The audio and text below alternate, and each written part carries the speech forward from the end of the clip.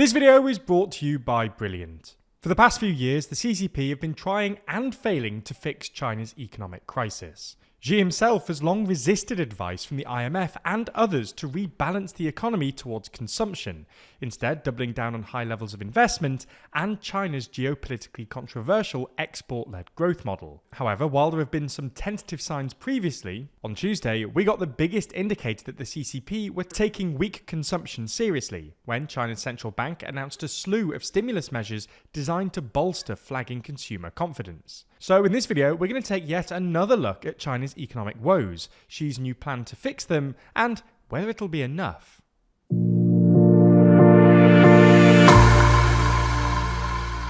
Before we start, if you haven't already, please consider subscribing and ringing the bell to stay in the loop and be notified when we release new videos. So, as we've argued in previous videos, the root cause of China's economic crisis is plausibly the fact that consumption accounts for a disproportionately small share of its overall GDP.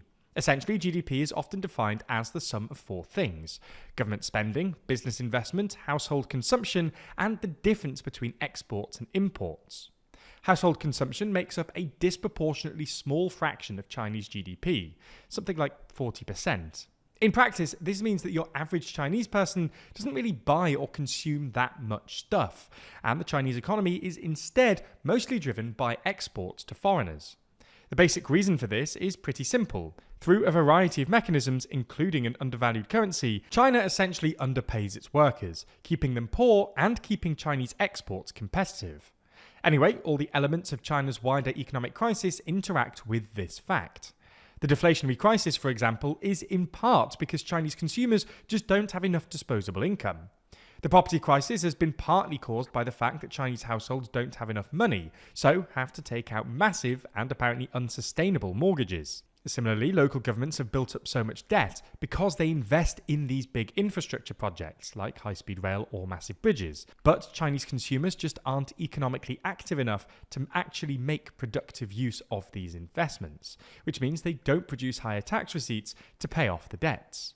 China's export crisis is partly caused by US-led decoupling, sure, but the crisis is made particularly acute because Chinese manufacturers can't sell to their domestic market, because, again, Chinese consumers don't have enough money. Similarly, China's youth unemployment rate is in part a story about educational inflation, but it's also because, as exports decline, China's domestic economy doesn't have the strength to create enough jobs.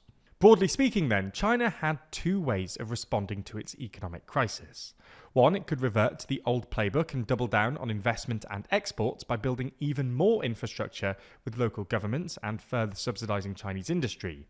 Or two, it could increase consumer demand, presumably via some sort of stimulus package for households or by improving China's social safety net, because households spend more if they don't have to save up as insurance against unemployment or illness.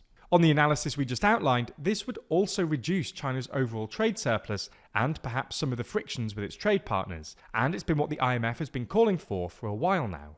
While there are so-called moral hazards involved in direct stimulus, after all, you don't want to teach recipients that they can just go crazy and expect the government to bail them out.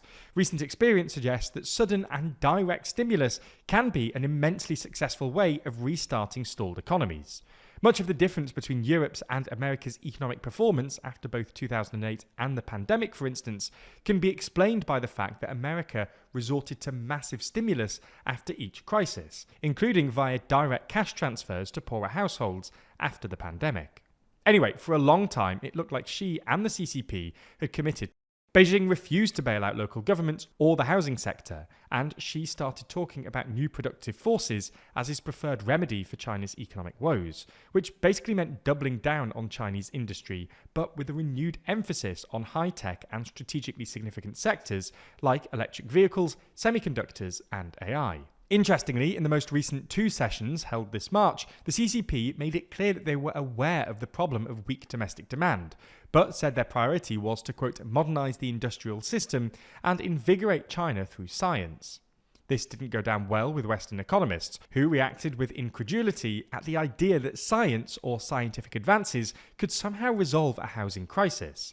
But it does speak to an interesting philosophical difference between the current Chinese leadership, who apparently see technological development as the cause of an economic growth, and their Western counterparts, who are more likely to see a healthy, well-balanced domestic economy as a precondition and cause of private sector-led innovation. Anyway, while this policy might well have helped facilitate China's advances in the EV industry or microchip technology, it hasn't done much to ease the more domestic elements of China's economic crisis, like its housing slowdown or deflationary spiral. And this is presumably why, in a rare briefing on Tuesday, China's central bank announced the most dramatic stimulus package for the Chinese economy since at least the pandemic. Much of this was directed at the housing sector.